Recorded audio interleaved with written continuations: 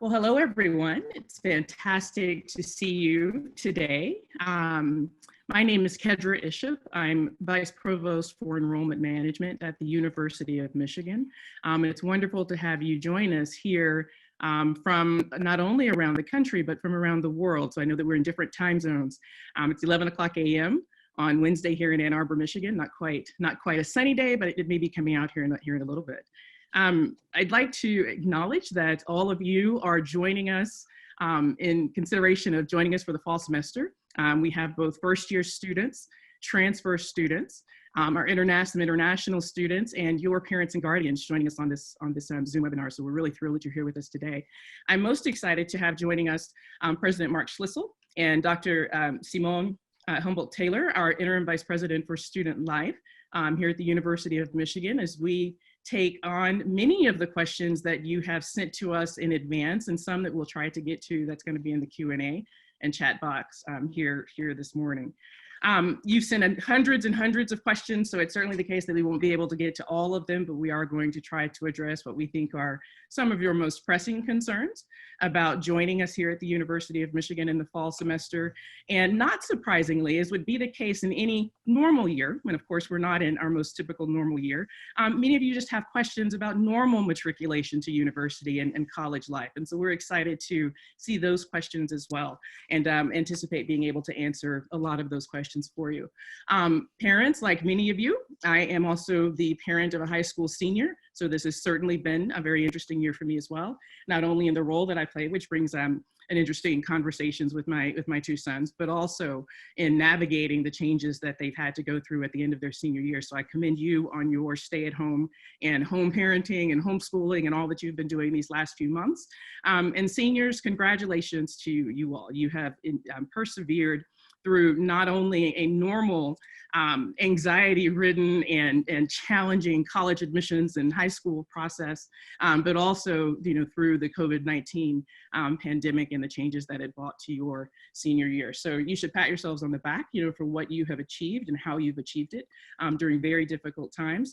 It's prepared you well for the what's coming in the rest of your life as you navigate unexpected changes and unexpected things, kind of popping up and changing the way that you have to approach your life.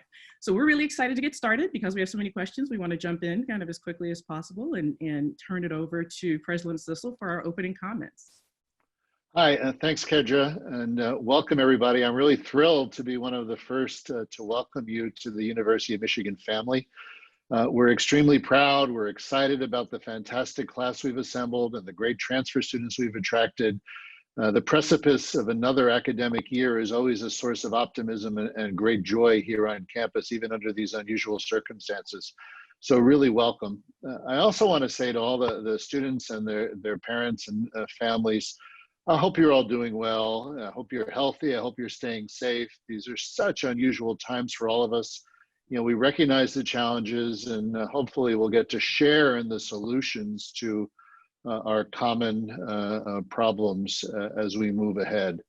I want to note that the question that's front of mind for you is also front of mind for all of us. Will there be an in-person fall semester in college for you, for your students? I can say that I am cautiously optimistic that we'll be able to have what I call a public health informed in-person semester. Of course, to be prudent, we're also planning just in case events conspire against us and we're not able to have folks in person. If there's a second wave in the pandemic, if our governor declares another state of emergency. So we want to be prepared to be able to offer you the highest quality education possible, regardless of the circumstances. So we're planning on multiple tracks. We're tapping into expertise that we have here that most universities don't really. We have a fantastic academic medical center and medical school, and we've got one of the top schools of public health in the country, if not the world, and they're helping advise me and advise the Board of Regents and helping us plan for what a public health informed semester here on our great campus in Ann Arbor would look like. So the same people that are advising the governor about how to maintain health here in the state are advising me and other campus leaders on how to do this. And I'm actually involved in helping the governor as well open up the Michigan economy. Regardless of how this turns out, we're calling upon the very best expertise possible. Our Chief Health Officer, who I hope you'll get a chance to meet in the months ahead, Preeti Malani, is a physician in our health system. She's an infectious disease expert. She's advising the process, and she's also a Michigan parent. And then finally, myself, I'm a physician, a medical doctor, an internal medicine doctor. I'm a laboratory scientist, and my own area of expertise is the immune system. So really as much on topic for the challenges that we're all facing together as possible.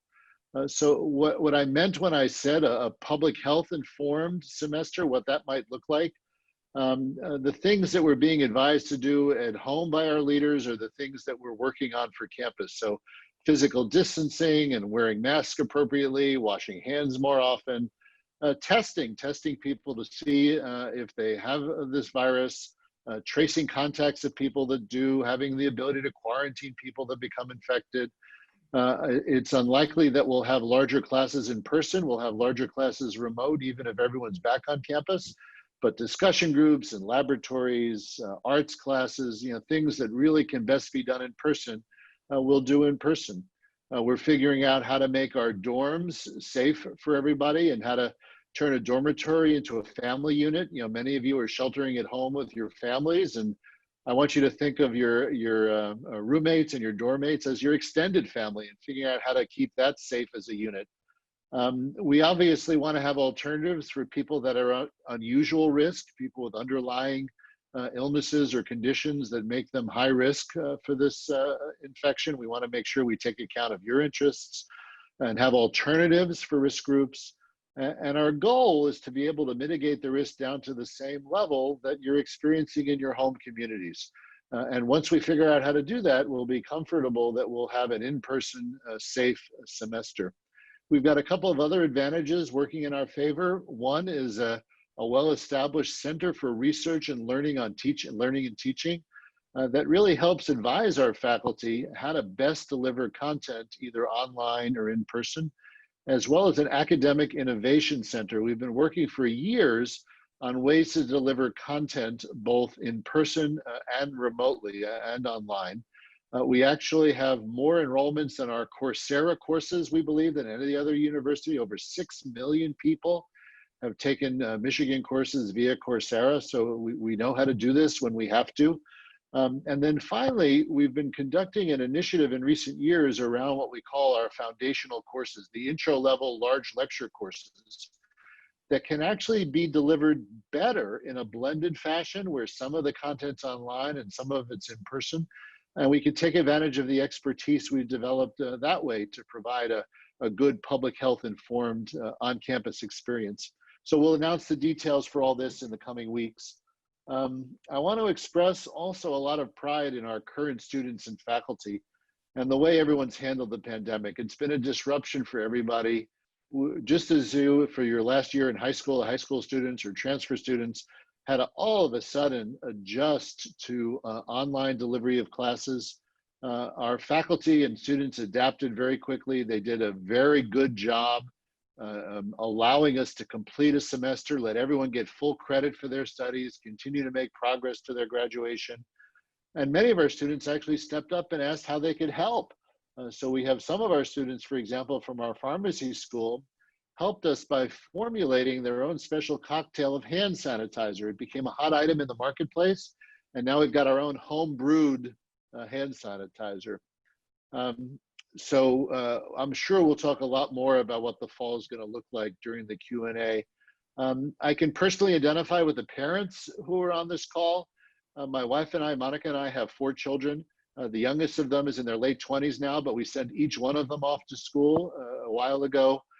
It's a scary experience, an exciting experience, a true life transition for a family.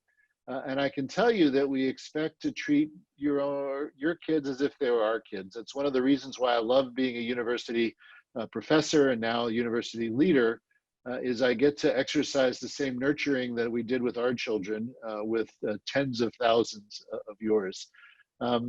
And I could also say, as challenging as the era your students are entering, there's never been a more important time to have a college education. We're in an economy that's transitioning to a knowledge economy.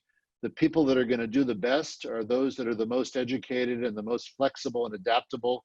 And your students will certainly get an outstanding education, delivered the very best way we can in the context of the pandemic. And then when the worst of this is behind us, the robust University of Michigan experience that'll allow them to join over 600,000 Michigan alumni in one of the greatest alumni networks all around the world, and really lock in a successful pathway to their future. So I'll stop here. I'm sure I'll be able to answer some of your questions. I look forward to meeting you all when you do come to campus, and I'll hand things off to Simone Taylor, our Interim Vice President for Student Life. Simone? Thank you, President Schlissel, and thank you, Dr. Ishop as well. I am so delighted to join all of you today. By way of introduction, I'll point out that I actually have 3 degrees from the University of Michigan, so I am not neutral about what a special place this is to obtain a powerful education that I think will change your life. So I am really, really happy that you are joining the Michigan family. Student life is the part of the university that addresses a lot of your out of the classroom experiences.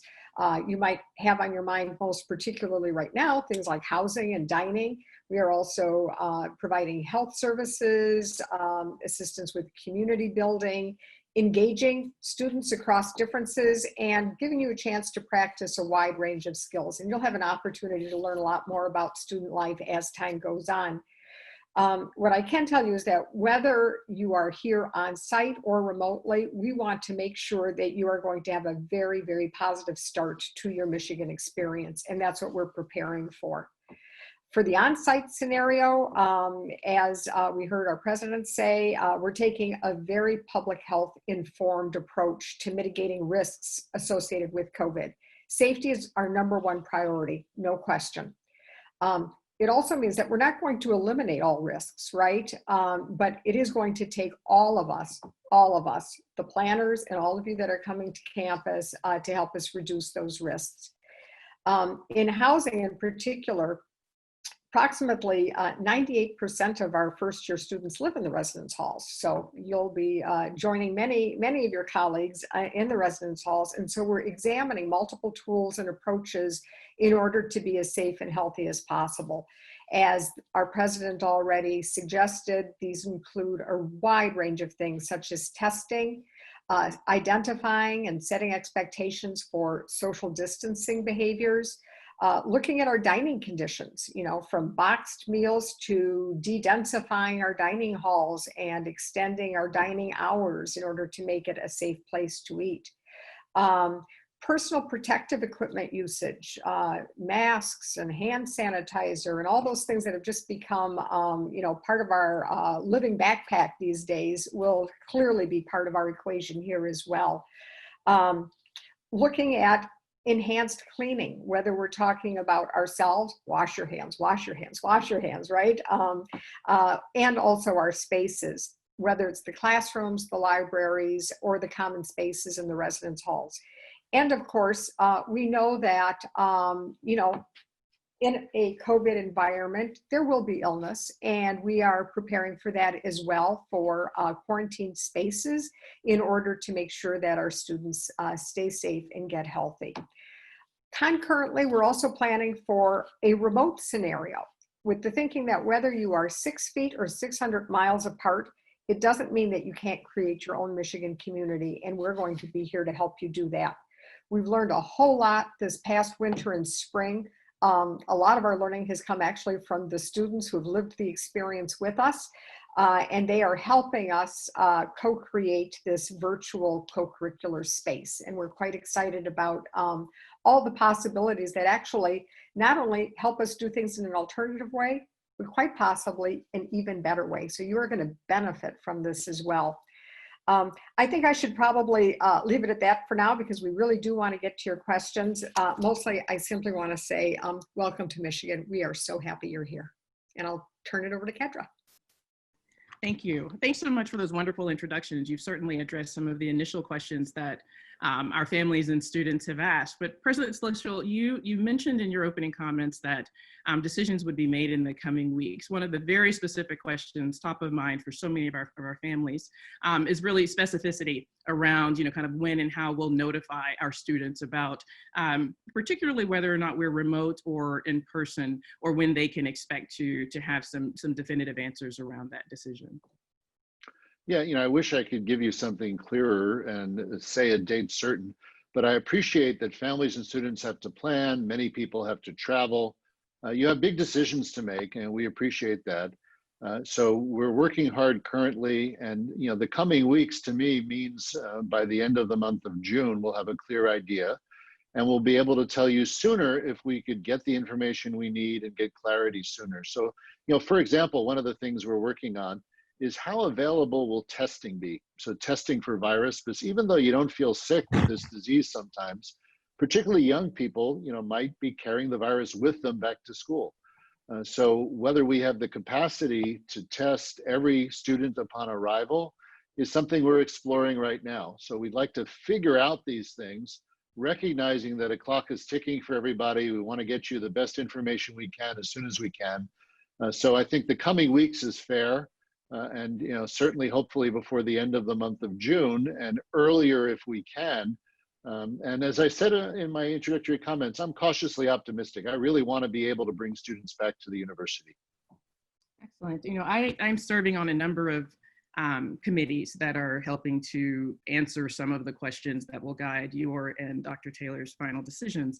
And some of the questions that students have asked have we considered things like delayed starts or compressed semesters or part online, part remote. You've already discussed to some degree having large classes online and having smaller sections and smaller courses in person. Can you elaborate a little bit on perhaps in some of the leadership table discussions about the myriad of options that we're considering?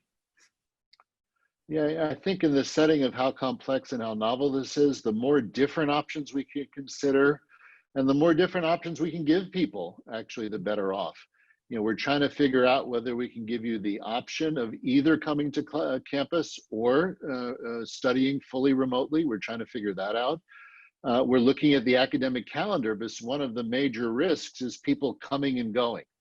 So every time you are at the university, go back home, take a vacation, go anywhere, and then come back, you're bringing risk back with you. So we're looking hard at the academic calendar, whether to start a bit earlier or whether to start a bit later, whether to finish perhaps at or before Thanksgiving, finish earlier so you're not going home for Thanksgiving, then coming back, and then going home again. So all of these things are things we're trying to explore. And actually, if any of you have great ideas, we'd love to hear them, because we never think that we've explored every possibility. We're always open to new ideas. Excellent. For both academic classes and our community engagements, how will we decide kind of what's online and what's in person? You mentioned a little bit earlier, you're talking about laboratories or choir performances, et cetera, those kinds of things. Where are some of the deciding points about what would be online and what would be in person? Yeah, I'll answer, and then I'll ask Simon to answer as well. So, for me, it's a question of risk. So the more people you have in the smaller space you're doing an event, the more risk there is that someone who happens to be ill but doesn't know it, or ill and isn't talking about it, can transmit the illness to someone else. So we want to do things that allow us to maintain social distancing. Right now, our governor has changed the terms of her guidance for the state, saying you could have groups of 10 people or fewer together while practicing social distancing and doing all the things we do to maintain safety. So I think the limitations will be recommendations around numbers and density of people. I think a lot of it also depends on how willing and able students are to follow the guidance we put out. So for example, if everyone's willing to wear a mask and everyone's willing to stay 6 feet apart, we can do lots of things, and we can do lots of things together. If it turns out we don't develop a culture where people take this adequately seriously and follow guidance, then we'll be more constrained in the kind of things we're able to do. Simon, what do you think from your perspective? Yeah, I think actually you really hit on it in terms of this notion of the social compact, that we can put lots of different things in place, right? And you'll have your masks and you'll be washing your hands, we hope. But there needs to be a shared like community coming into our community and having a shared agreement and then a consistent way of making sure that we keep ourselves honest with the behaviors we agreed to. That requires all of us to participate in that. We can't afford to sometimes behave that way and sometimes not, or some of us do and some of us don't. And the prize, if you will, is that if we really are able to understand what we are agreeing to protect ourselves and to protect the people that we are by, the options just really then open up for us in a way that if we have to be much more constrained because we can't rely on ourselves and one another to behave consistently, then we need to put other kinds of structures in place in order to ensure that we have a safe and a healthy campus. I think it's also true that some of this has to be driven by what are we trying to achieve, and getting really creative about how we do it. So, you know, one might think that you can't teach a ballet class remotely. And yet I know I'd like to say that I've been taking remote yoga classes, but that is not the case. But I know people who have, and they are loving it. That it gives them an opportunity to have a view of the work being required and see themselves in a way that they can't in a live class. So it's actually being an added value. So I think that we can get creative about how we do things, that we can maybe find a hybrid way of being. I agree with our president that we want to be wise as opposed to afraid. And we want to benefit from all of the talent that we have, all of the wisdom that we have, surrounded by people who think and study these things on campus, to really bring the best to the table of how it is we would need to behave in terms of the social compact, all of us, in order to maximize our opportunity to be together in some manner. Excellent. I think some of the work that members of my team are working on is really to understand, you know, the full breadth of the classroom space that we have on campus, down to the square footage, down to the layout of the room, the layout of the seating, et cetera, and working very closely with the faculty and administrators that are helping to make some of these decisions, you know, to maximize those opportunities, you know, to have as many in-person opportunities as possible, and also recognizing that currently our large classes already are delivered in a variety of modalities. So there may be a large flipped lecture that's in a semi-remote or online, you know, capacity, where smaller sections of those classes meet, you know, throughout the course of the week of the end of the semester. And so expanding upon some of what we've already done in this space also allows us to, you know, to do this in a public health informed way. But it's not as though we're starting just from scratch. We've already taken this very large public institution, and made it much more intimate than many realize in the way that we deliver our classes. And now needing to do that in a COVID environment, we were already a few steps along the way, and continue to do so. I want to switch gears just a little bit, and this is now going to, you know, kind of to talk to you as parents and administrators, and focus on some of those more typical questions. In the opinion of, you know, kind of both of you, what are the keys to succeeding at Michigan?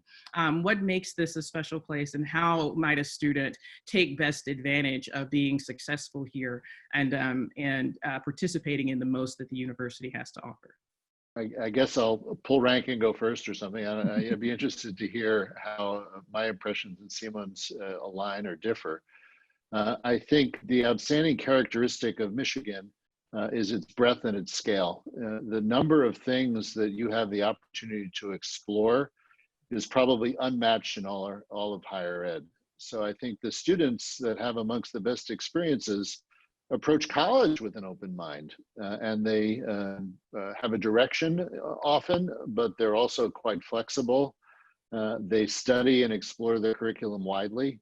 They take advantage of the opportunity to meet all different kinds of people from all over the country, all over the world, and every different part of the state of Michigan. So it's very much an education in difference and differences from your earlier experiences. It's also an opportunity that the students take advantage of starting over again. You know, as you go through high school, you end up in a way getting locked into a certain group of friends and peers and things that you're studying and activities that you do.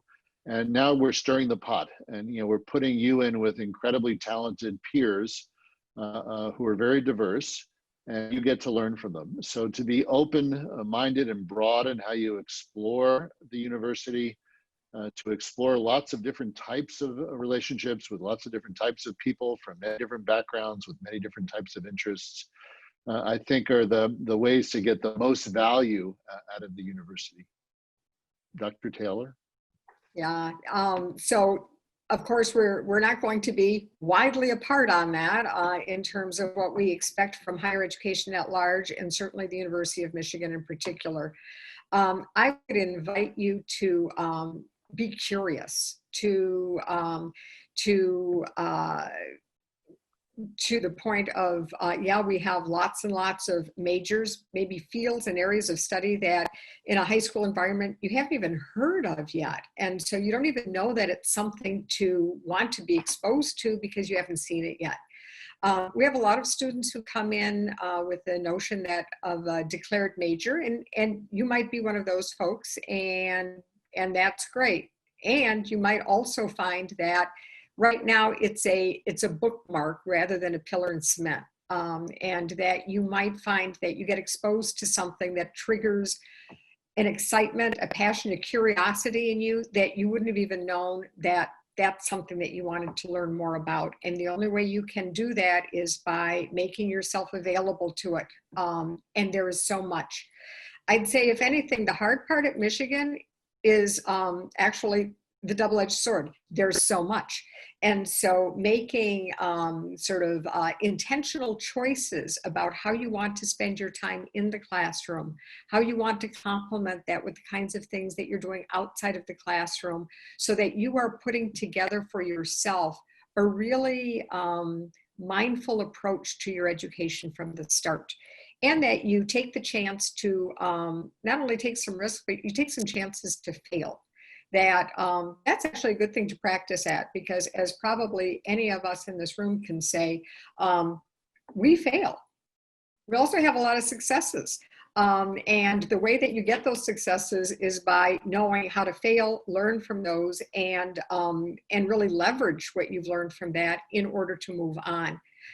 In our planning for the fall, we're failing daily. And that is such good information to help us fine tune and get it right by the time you're here. If you find that you're uncomfortable with conversations, that's probably like a good thing, and making meaning of that. And then finally, I'd say, make a friend.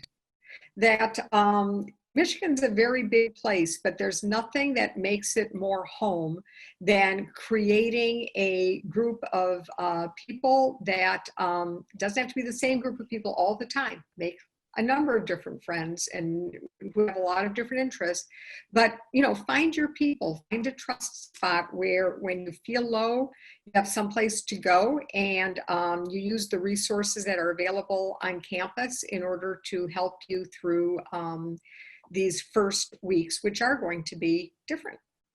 I'll stop there. I think you've hit on the concern, for many, that what we describe about the benefits of the university is sometimes hard to imagine as we think about our response in a COVID environment in terms of how we're delivering the educational experience. But I think what we're also finding is that the campus writ large is hard at work seeking to replicate those experiences, even if it needs to be in this public health and socially distanced manner. Kind of how do we make sure that the engagements of students are also able to live on, in addition to their academic experiences, able to live on. Our students have been front and center in making sure that's happening, both in terms of how they ended their spring term, how they stayed connected through their student organizations, how they shifted to an online environment or a distanced environment to be able to do that. And that has continued. We've continued to see that engagement through the spring and summer. And I think that will continue to really fuel and feed what works so well at Michigan in terms of how students engage with each other and with faculty and with the campus in whatever mode that we have to respond to, throughout the course of the pandemic. None of those efforts have slowed. They've shifted platform, they've shifted course a little bit, but all of that community that existed within the university continues to persevere, perhaps even more so given the innate concern of making sure that that experience is part of what we're able to deliver. So thank you both for that experience. I'll ask very briefly and then kind of turn back to some nuts and bolts. What preparations, Mark, you hit on this a little bit, are we prepared in terms of there being a resurgence? I think you've talked about making sure that we reflect the same risk and safety, maybe perhaps associated with where our students are coming from. Can you hit on that just a little bit for us? Yeah, absolutely. And it's the same kind of preparation that businesses all around the country are doing as they come back to life. So the idea is for people to report symptoms, to report temperature, and to be willing to undergo virus testing. So the idea is if you think you're sick or you might be sick, then we do a test to see if you're carrying the virus. If you're carrying the virus, we'll have housing set aside where we can put you in a single room with your own bathroom, and we'll wait to see whether you actually develop the illness and keep you isolated until after the infection's over. So the key to keeping the community on campus and keeping it safe is to identify people who are ill quickly and separate them from the rest of the community so individual illness doesn't spread in epidemic form across the campus.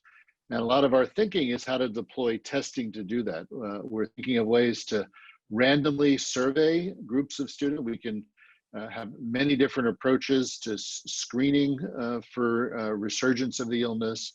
But then it's contact tracking. You may read about this in the news, where you take an individual who's tested positive and you work with them to understand who are their close physical contacts to whom they might have transmitted the disease. And depending upon how close those contacts were and how long they existed, those folks may be asked to remain isolated from the community for a period of days to figure out whether they've become ill.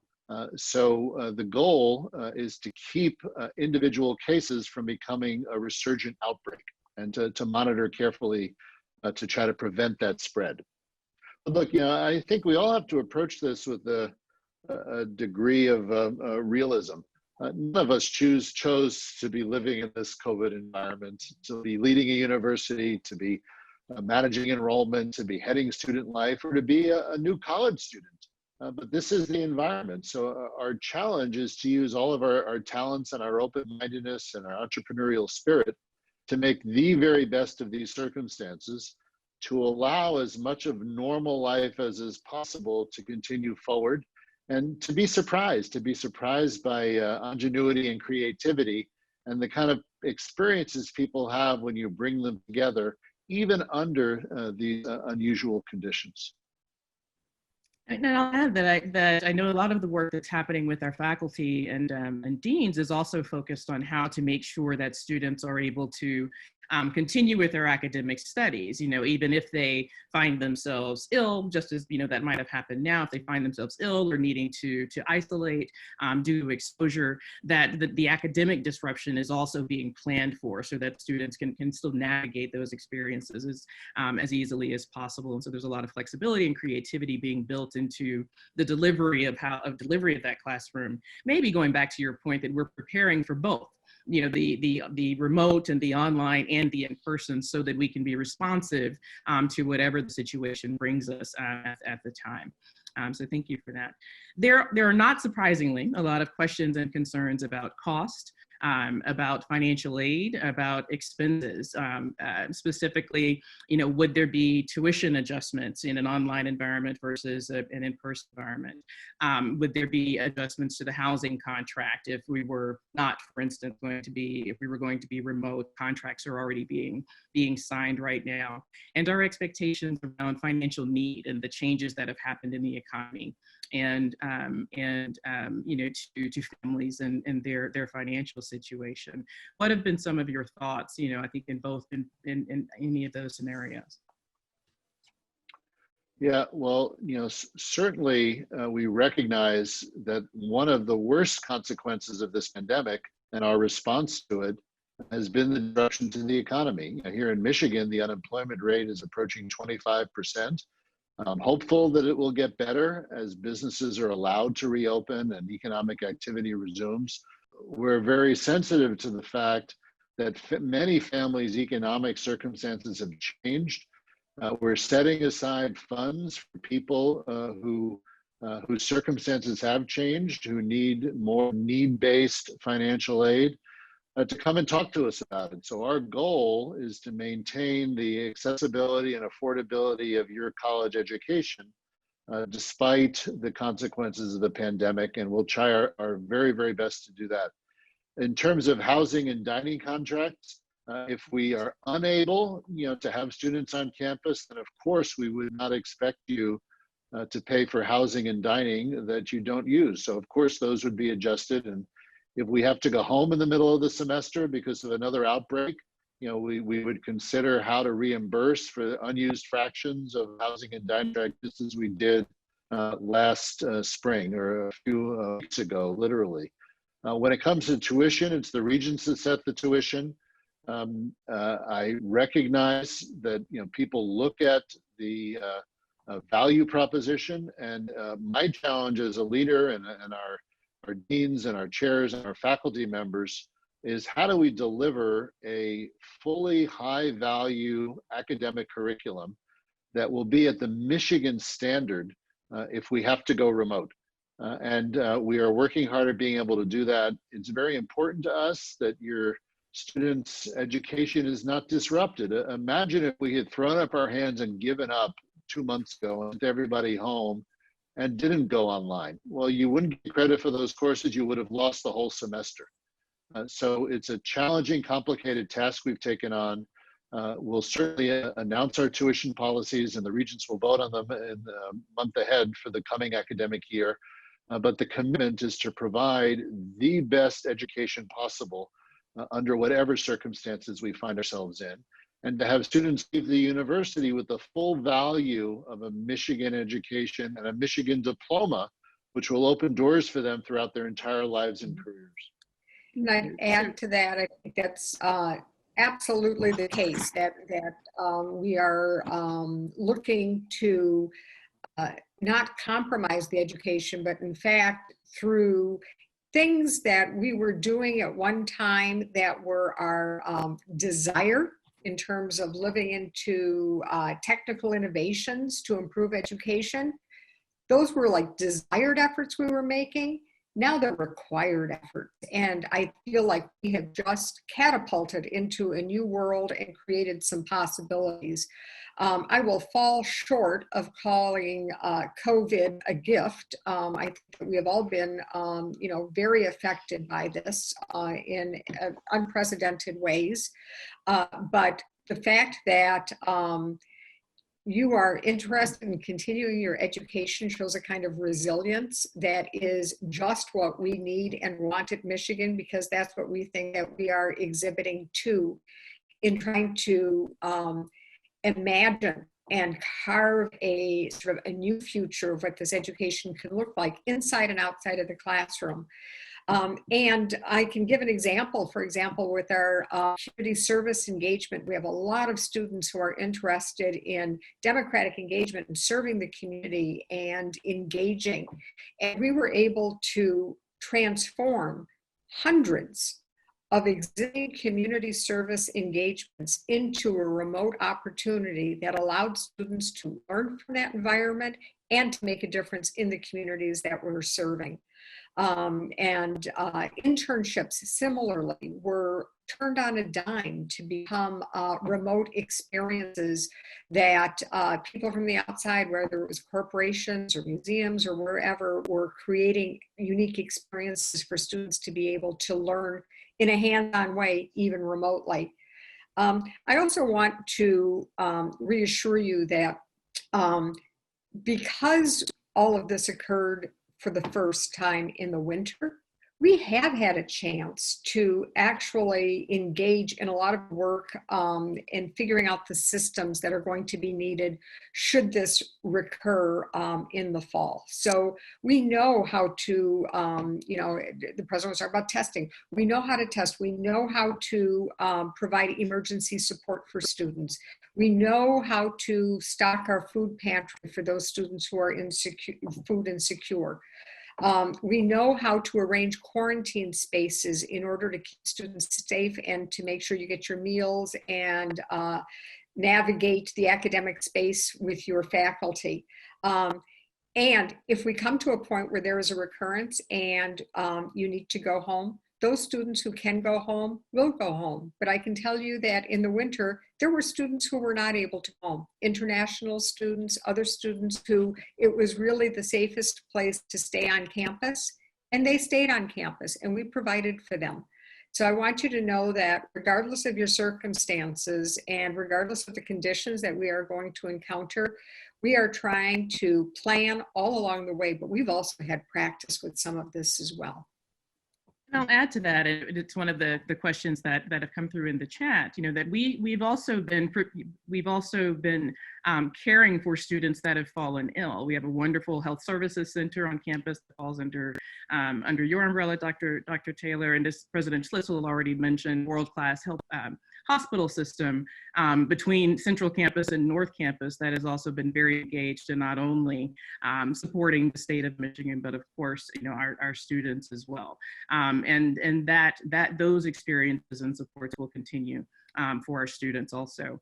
I'll ask the last question before I close. So Dr. Schlissel, you made some headlines this weekend as you made some comments about college athletics and also about what happens for the fall term is probably similar to what happens for the winter term. Could you expand a little bit on both of those thoughts?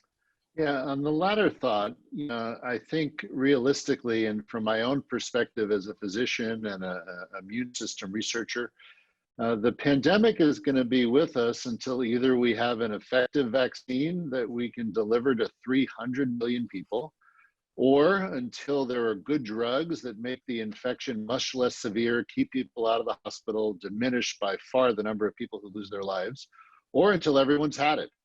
So to me, there's really great uncertainty as to how long this is going to be with us, but it's going to be a while. I'm optimistic about a vaccine, but to me, optimism means there may be a vaccine late this year, early next year. But imagine the complexities and the logistics of delivering 2 doses of a vaccine to 300 million people here in this country. We've never done this before, so it's going to take a while. So what I'm planning on is at least the coming academic year will have the continued threat of this pandemic.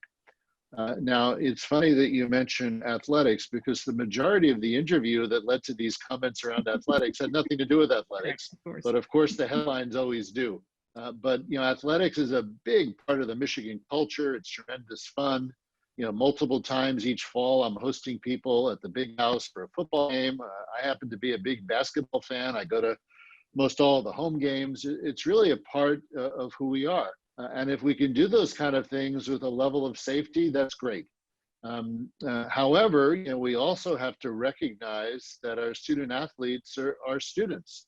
And if we don't think we have an environment here on campus where we can safely bring back students for their classes, then I can't imagine bringing back student athletes to compete in sports if we can't bring back students to do their core mission here of learning, of growing through education. But as I said earlier, I'm very optimistic that we'll be able to design this public health informed semester. And if that's the case, the students will be back here and student athletes will be back here. And hopefully we'll be able to figure out ways for them to compete and to do so safely. And I can imagine ways to do that. I know that the Big Ten Conference is working on what they're calling a playbook for athletics to do so safely. So it's all a matter of trying to have as much normal life as we can while mitigating risk down to a level that's acceptable. Thank you. Thank you both. Soon. Go ahead. I was just going to add in that the president talked about his optimism about our capacity to deliver as an institution. I just want to add my optimism for this student body as a group. You are going to be the most adaptable group that we have ever brought into the University of Michigan because of what you've already experienced. You've figured out how to handle your proms. You've figured out how to handle your sports events. You've figured out how to handle your graduations. You're going to come here and you're going to be ready for what this education has to offer in a way that I don't think I've seen in over 40 years. And we're eager to have you here. I think that's a Go wonderful. Blue. Absolutely. I think that's a wonderful close. And I'd like to thank both of you for spending time with us this morning and joining us to talk with our prospective students. We're excited to be able to answer as many of your questions as possible. Certainly there are many that we didn't get to, and there will be a number of communications that continue to come out to you over the course of the summer that are on our COVID-19 website at the University of Michigan that we share with you as staff members in our orientation processes or financial aid processes. So there's so much more. There's so much more to come. During orientation, you will get to meet with your academic advisors, register for your classes, learn a lot about navigating Michigan. Over 5,000 of you have already registered for your orientation sessions, and those numbers are going up more every day. Those of you that have personal and nuanced questions, our international students who have specific questions and concerns as we work through your I-20 processes and embassy and consulate processes, feel free to reach out to us. And we're available in our homes across Ann Arbor and across the greater Ann Arbor area. Still working with you all through chat and email and phone calls as much as possible to get you transitioned to campus.